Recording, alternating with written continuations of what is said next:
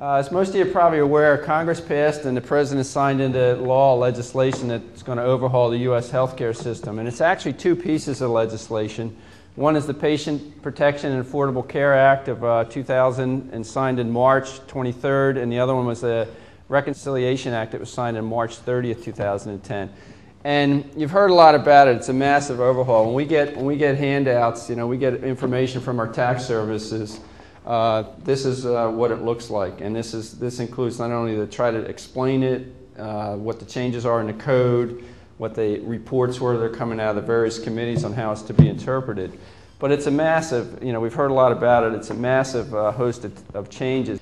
Taxes have a lot to do with this legislation. Now, so we're going to go through a couple concepts, try to get into some of the particulars that are going to help. One of the things you heard about is that you're going to be able to keep your health care, and that has to do with this what's called grandfather plan. So that's a concept that we're going to go through in terms of what does grandfather mean and what's that have to do with the plan that you have in existence now.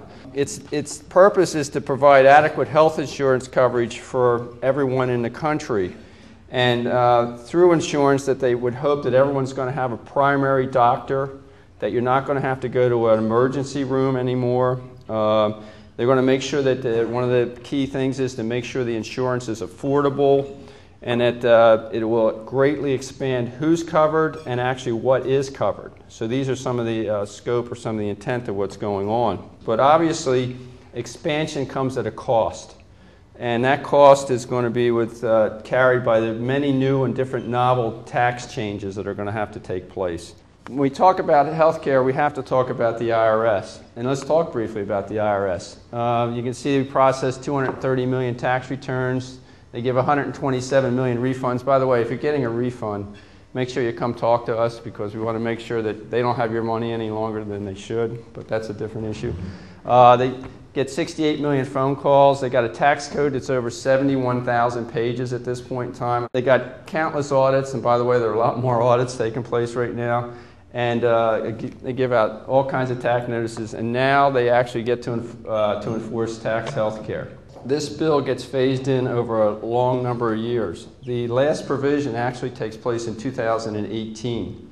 So we're now in 2010 through 2018. It's about a 7-year period that we're going to phase some things in. Some of the core concepts that we're talking about here is that individuals must have health coverage, including either Medicare or Medicaid, or they're going to have to pay a penalty. There is going to be some state insurance exchanges set up that will be available at 4 different levels of coverage. And the coverage is gold, silver, bronze, and catastrophic, to be defined later, but at least there'll be 4 different kinds of coverage. And there's vouchers or premium assistant tax credits that are available for lower income individuals or some middle income families so that they can afford the insurance. Individuals will be subject to a penalty if they don't have coverage that's based on a certain percent of their taxpayers' income. Now the penalties you've heard about probably, but they don't take place until 2014. And you can see the penalties rise over time. Individuals are required to get health care insurance. Employers are not required to provide the health care insurance. However, except for large employers. And large employers are employers that have 50 or more employees. All right? You're going to be subject to what's called a pay or play rule. All right? So there's potentially penalties if you're deemed to be large. Now, what can we do? I'm a tax guy, so I figured I might as well end with a little bit of tax planning ideas in terms of what you can do. What's most important, I think, I mentioned it before, is I think you really have to get your team together to kind of plan for this as you move forward. And the way I look at it is 3 different people really are important to be part of your plan. It's got to be, I think, your HR person so you can understand your employees' number that you have, work through full-time equivalents. It has to be your insurance carrier, whether you're working directly with the insurance carrier or with a broker to better understand what your health insurance coverage is, what you're required to provide, what the costs are, things like that. And also with your CPA in terms of how it's going to be affect you from a tax standpoint, whether it's taxes you have to pay or excise taxes that you're going to have to pay. Thank you for coming out on this nice day. There's a number of people here from Gunnup that will be happy to talk to you. I appreciate you getting your day started off with such a great subject and great topic. Get you ready to go at this point in time.